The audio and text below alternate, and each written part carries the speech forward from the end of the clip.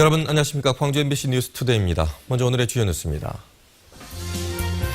현행 선거구별 인구 편차에 대한 헌법 불합치 결정에 따라 호남 지역 국회의원 정수 축소로 국정에서 호남 목소리 위축이 걱정됩니다. 배춧값 폭락의 원인인 중국산 김치가 간단한 절차만 거쳐 수입되고 있어 정부 정책의 변화가 요구됩니다. 9시 등교제와 관련해 광주시 교육청이 설문조사를 실시한 결과 오전 8시 30분 이후를 등교 시간으로 가장 선호하는 것으로 나타났습니다. 고가의 유류에 의존하고 있는 시설 하우스에 추결 난방 시스템이 도입돼 농가 경영에 도움이 되고 있습니다. 9시 등교제로 논란을 빚어온 광주시 교육청이 지난 9월 학생과 학부모, 교직원을 상대로 전수조사를 실시했습니다.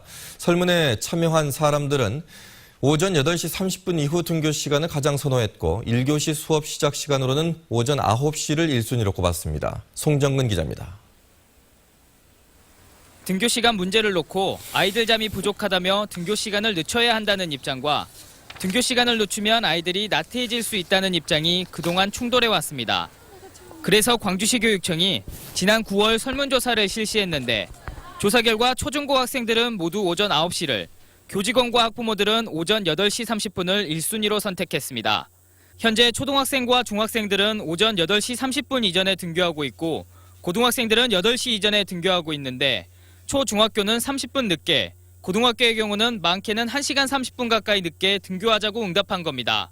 1교시 수업 시작 시간에 대해서는 학생과 학부모, 교직원 모두 오전 9시를 1순위로 꼽았습니다. 맞벌이 학부모와 비맞벌이 학부모 사이에 희망 등교 시간과 1교시 수업 시작 시간에 대한 차이는 없는 것으로 나타났습니다. 아이들의 수면 시간 보장을 희망하고 부모가 출근해도 자녀들이 방치될 문제가 없기 때문인 것으로 분석됐습니다. 학생들의 건강권과 수면권, 이게 집중도에 많은 영향을 주고 있고 실제 집중하는 데 도움이 된다, 이런 판단을 해준 결과가 아닌가 싶습니다. 광주시 교육청은 이번 결과를 바탕으로 11월 말까지 정책 방향을 결정한 뒤 내년 3월부터 조정된 등교 시간을 시행할 예정이라고 밝혔습니다. 한편 이번 설문조사는 전체 대상자 41만 명 가운데 34만 명이 참여해 83%의 응답률을 보였습니다. MBC 뉴스 송정근입니다. 헌법재판소가 국회의원 선거 인구 편차를 2대1로 조정하도록 결정함에 따라 광주와 전남 지역 국회의원 수가 줄어들거나 선거구 재조정이 불가피할 것으로 보입니다. 일각에선 차제에 선거 제도를 근본적으로 혁신해야 한다는 지적도 일고 있습니다. 박수인 기자입니다. 헌법재판소가 제시한 대로 국회의원 선거구 인구 편차를 현행 3대1에서 2대1로 조정할 경우 국회의원 1명을 뽑을 수 있는 인구 하한선은 13만 8,984명으로 늘어납니다. 이 경우 현재 인구를 기준으로 할 때 광주에서는 동구 선거구가 인구 하한선에 미달됩니다. 전남에서는 여수 갑과 고흥 보성, 무안 신안이 인구 하한선에 미달돼 선거구 유지가 어렵게 됩니다. 반면 광주와 전남에서 인구 상한선을 초과하는 선거구는 광주 북구을과 순천 곡성 등 2곳에 불과합니다. 전국에서 인구 상한선을 초과하는 37개 선거구 가운데 24곳이 수도권에 집중돼 있고 하한선에 미달되는 선거구는 전남북과 경북 등 농어촌 지역에 집중돼 있습니다. 수도권과 지방, 도시와 농촌 간 대표성의 격차가 더욱 커질 수 있다는 겁니다. 농어촌의 여러 가지 어려움, 이런 것들을 이번 판결로 해서 가속화시키지 않았는가 이렇게 생각을 합니다. 그래서 앞으로 농어촌의 대표성을 인정할 수 있는, 확보할 수 있는 그런 방향으로 심도 깊은 제도 개선이 필요하다 이렇게 생각을 합니다. 광주와 전남의 현행 국회의원 수를 유지하기 위해 시군 구간 경제를 조정하거나 선거구를 개편할 수도 있지만 이미 호남의 인구를 앞지는 충청권이나 수도권 때문에 의석수를 지키기는 쉽지 않습니다. 이에 따라 차제의 현행 서선거구제를 근본적으로 개혁해야 한다는 주장도 나오고 있습니다. 한 선거구에서 2명 이상의 국회의원을 뽑는 중대 선거구제나 권역별 비례대표제를 도입해 인구에 따른 정치력 격차를 보완하자는 겁니다. 권역별 비례대표 제도를 도입을 하면 지역주의를 개선하는 그런 효과도 있고 또 우리 국민들의 민주적인 대표성을 함양하는 측면에서도 도움이 됩니다. 이번 헌재 판결이 선거제도 개혁의 신호탄이 될지 아니면 여야의 이해득실에 따른 의석수 나누기가 되풀이될지 주목됩니다. MBC 뉴스 박수인입니다. 현행 선거구 제도에 대한 헌재 헌법 불합치 판결과 관련해 새정치민주연합 강기정 의원은 이번 판결을 계기로 독일식 정당 명부 비례대표제 도입을 비롯한 근본적인 변화를 모색하는 정치 개혁이 이루어져야 한다고 밝혔습니다.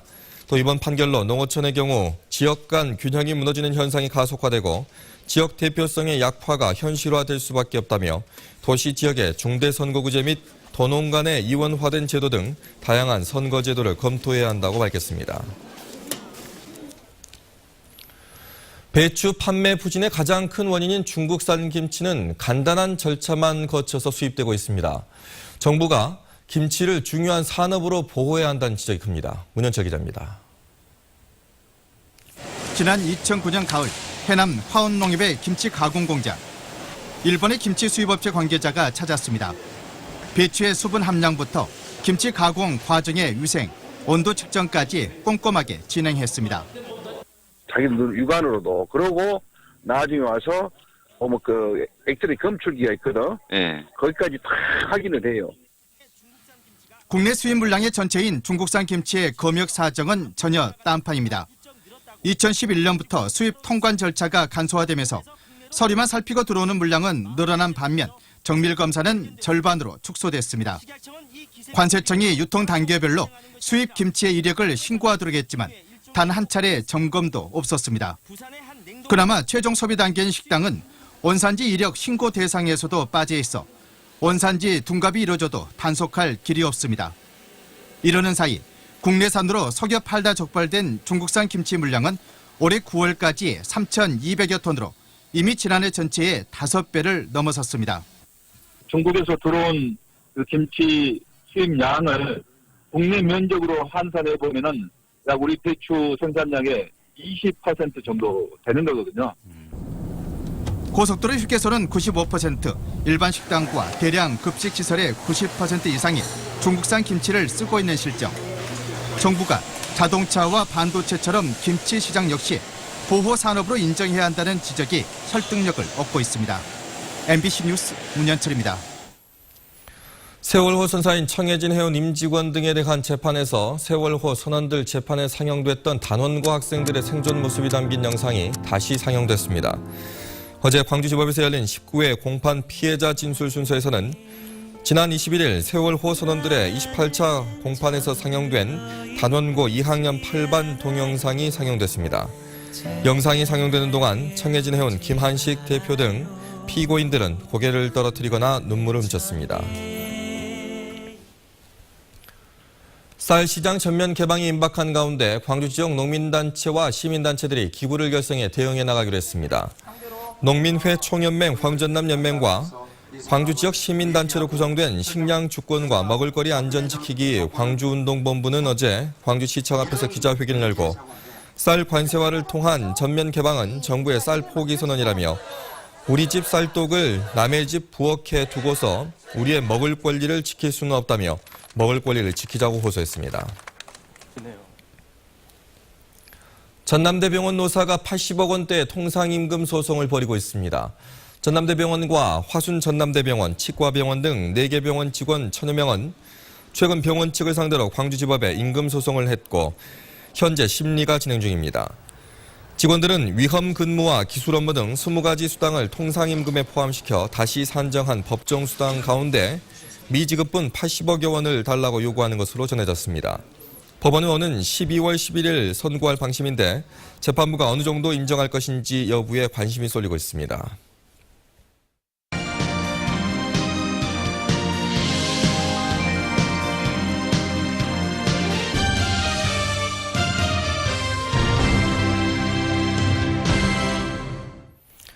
섬과 갯벌 등 서남의 연안 자원을 활용한 연안 관광이나 연안 산업 별로 재미를 못 보고 있는 게 사실입니다.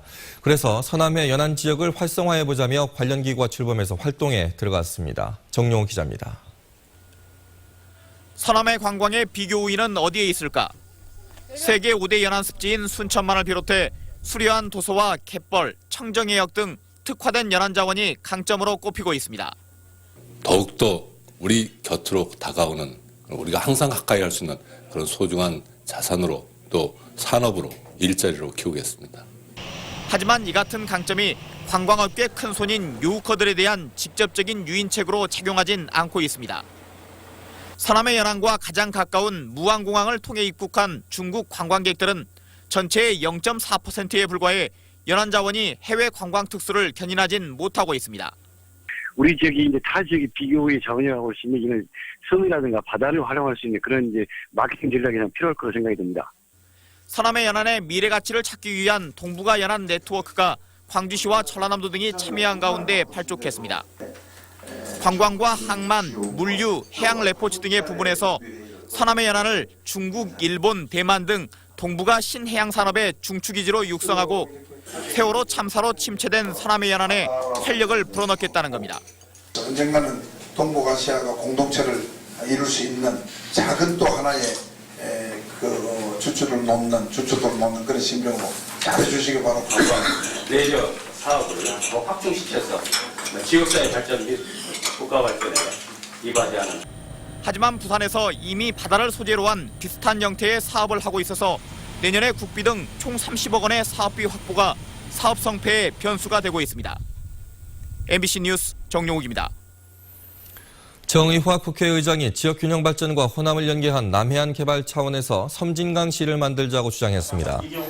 정 의장은 서울 한국프레스센터에서 열린 대한민국을 생각하는 호남 미래 포럼에서 섬진강이 영호남을 잘랐으면 그것을 중심으로 도시를 만들어야 한다며 이같이 밝혔습니다. 정 의장은 또 지역균형 발전의 키는 남해안 개발이라며 부산에서 목포까지 닿으면 섬이 1000개가 훨씬 넘어 목포, 무안, 신안의 다이아몬드 아일랜드를 개발해보자고 말했습니다. 광주 신창동 유적지에서 삼국시대에 조성된 밭이 처음으로 확인됐습니다. 광주시와 대한문화재연구원은 지난 8월부터 진행된 신창동 유적 14차 발굴조사 결과 5세기 무렵 개간을 시작한 것으로 보이는 밭을 확인했다며 영산강 유역에서 삼국시대 경작지가 발견된 것은 이번이 처음이라고 밝혔습니다. 이번 조사에서는 삼국시대부터 조선시대에 이르는 경작지 관련 3개 문화층이 확인됐고 경작지 아래층에서는 청동제 칼집 장식과 삼각형 토기가 함께 발견됐습니다. 국립아시아문화전당의 공사가 끝나고 내년 9월 문을 열 예정이지만 전당을 운영할 책임 조직은 아직도 구성되지 않고 있습니다. 조직의 형태와 운영 방식을 둘러싼 정부와 지역사회의 이견이 여전히 평행선을 달리고 있습니다. 이계상 기자입니다. 아시아문화전당 운영 조직은 4명의 예술감독과 6개 본부, 21개 팀으로 이루어져 있습니다. 정규직 420여 명에다 시간제 근로자 300여 명, 자원봉사자 200여 명이 채용됩니다. 직원의 60%는 내년 상반기까지 단계적으로 채용될 예정입니다. 문제는 조직 구성의 근거가 되는 법안이 10개월가량 국회에 계류 중이라는 점입니다. 전당 운영 주체를 특수법인에 위탁하자는 정부 법안과 국가가 직접 운영하도록 하는 대체 법안이 경합하고 있기 때문입니다. 특수법인화하자는 정부는 전당 운영의 전문성과 효율성에 무게를 두고 있습니다. 반면 지역 문화계와 정치권은 전당 운영을 법인에 맡기면 안정적인 재정 지원이 어려워질 것을 우려하고 있습니다.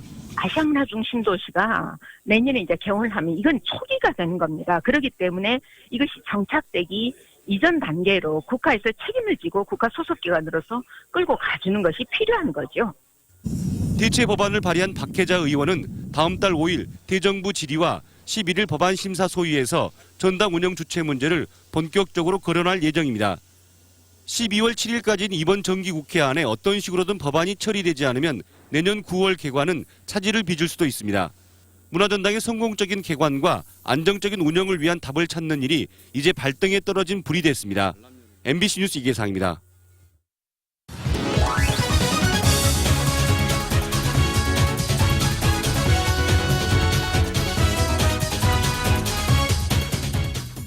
스포츠투데이입니다. 지속적인 운동으로 신체뿐만 아니라 정신건강까지 챙기고 있는 어르신들이 있습니다. 이 쌀쌀한 가을 날씨에도 200여 명의 테니스인들이 한데 모였는데요. 광주에서 열린 전국 이순 테니스 대회 현장을 다녀왔습니다. 수십 년간 연마한 실력을 선보이기 위해 전국의 테니스 베테랑들이 모였습니다. 우렁찬 기합 소리와 함께 공이 네트를 넘어갑니다. 최고령 참가자이자 이번 대회 유력한 우승 후보인 84살 문흥주 씨.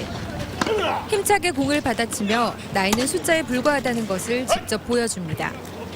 잠도 잘 오고 그 일상이 정기적으로 항상 규칙적인 생활을 하기 때문에 운동이 말하면 촉진제 역할을 하죠.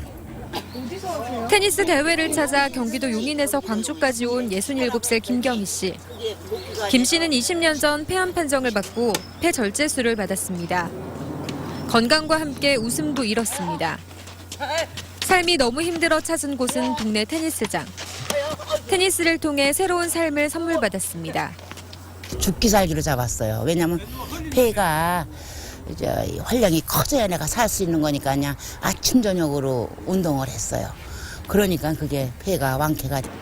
테니스는 비교적 부상 위험이 적고 공 움직임 속도를 조절할 수 있어 노년의 스포츠인들에게 인기가 많습니다. 볼을 받아내기 위해 몸을 뻗는 동작 등은 유연성을 길러주고 라켓을 들고 상대방의 공을 받아쳐서 되돌리는 움직임은 복근과 척추 기립근 향상에 도움을 줍니다. 노년까지 즐길 수 있는 테니스. 젊은이들뿐만 아니라 노년층에게도 평생 스포츠로 사랑받고 있습니다. 타이거즈 신인 사령탑 김기태 감독이 조계현 전 LG 트윈스 2군 감독을 수석 코치로 영입했습니다. 조계현 코치는 타이거즈 레전드 출신으로 김 감독과는 2012년부터 호흡을 맞추었습니다. 김기태 감독과 조계현 수석 코치는 다음 달 2일 마무리 캠프가 진행 중인 일본 미야자키로 향할 예정입니다. 또 지난해 9월 왼무릎 수술을 받고 올 시즌 경기에 한 차례도 나서지 못한 메이저리그 출신 거포 최희섭도 같은 날 마무리 캠프에 합류합니다. 2014 인천 아시안게임 유도 금메달리스트 김성현 선수가 금빛 질주를 계속하고 있습니다. 김성현은 제주 유도회관에서 열린 대회 유도 여자 일반부 70kg급에서 실점 없이 퍼펙트로 승리하며 금메달을 목에 걸었습니다. 인천 아시안게임 이후 발목 부상에도 불구하고 정상에 오른 김성현은 2010년 전국체전부터 시작해 올해로 4번째 금메달을 획득했습니다. 지금까지 스포츠투데이입니다. 겨울철 농사에 주로 이용되는 시설 하우스에서는 대부분 난방에 경유를 사용하고 있습니다. 농민들에게는 난방비 부담이 컸는데 농촌진흥청이 난방비를 획기적으로 줄일 수 있는 시설을 개발했습니다. 이재원 기자입니다. 0.3헥타르가 넘는 한 대형 비닐하우스. 한쪽 구석에 여러 개의 환풍구가 설치돼 있고 지붕에는 곳곳에 바람길이 놓여 있습니다. 낮 동안 달아오른 비닐하우스 안의 공기를 난방에 이용하는 장치입니다. 지난 4월 난방 장치를 새롭게 교체한 뒤부터 난방비가 눈에 띄게 줄었습니다. 작년 같은 경우 저희가 난방비만 한 8천 정도 들었었습니다. 근데 이제 올해는 한 그놈을 한 2천 선에서 아마 정리가 되지 않을까. 원리는 공기 순환과 저장 시스템. 대부분의 비닐하우스에서는 낮 동안 40도에 육박하는 더운 공기를 환기를 통해 버리지만 이곳에서는 온수를 생산하는 원료로 사용하고 있습니다. 그리고 밤이 되면 비닐하우스 안의 공기를 작물이 생육하기 적당한 온도로 조절하는데 온수가 이용됩니다. 이 같은 태양열 시스템을 사용하면 경유에 비해 80% 정도 난방비를 절감할 수 있고 이산화탄소의 배출량도 40% 이상 줄일 수 있습니다. 농식품부 등 관련 부처와 협의를 해서 정부 지원 사업으로 채택될 수 있도록 저희들이 건의를 할 계획입니다. 난방은 물론 여름철에는 냉방까지 가능한 새로운 기술은 내년부터 농가에 본격적으로 보급될 예정입니다. MBC 뉴스 이재원입니다. 광주시가 야간과 휴일에도 중증 응급 환자들이 수술받을 수 있도록 다음 달부터 야간 휴일 응급의료 순환 당직제를 시행합니다. 당직 의료기관은 전남대와 조선대병원, 광주기독병원, 광주보훈병원 4곳이며 대상은 심근경색과 뇌출혈, 위장관 출혈 등 발생 빈도가 높은 3개 응급질환입니다.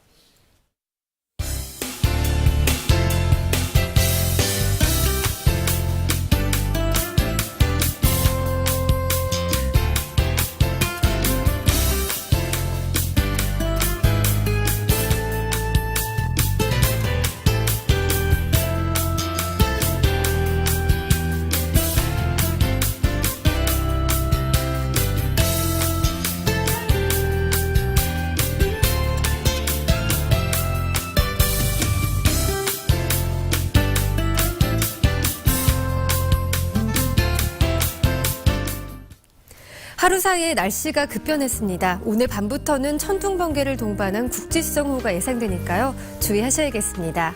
오늘 하루 내린 비의 양은 영광 16.5, 나주 12, 광주 10mm를 기록하고 있습니다. 이 비는 모레까지 이어질 텐데요. 특히 오늘 밤부터 내일 새벽 사이에 집중적으로 내리겠고요.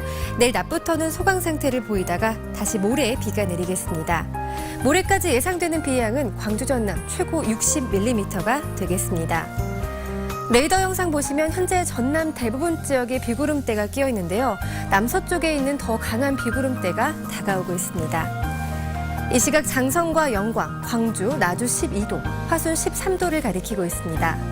낮 최고 기온 담양과 광주, 화순 17도, 구례 15도로 어제보다 3도가량 낮겠습니다. 바다의 물결은 먼바다에서 최고 2.5m로 조금 높게 일겠습니다. 다음 주 월요일부터는 맑은 하늘 보이겠지만 아침과 낮 기온 모두 전체적으로 떨어지겠습니다. 날씨였습니다.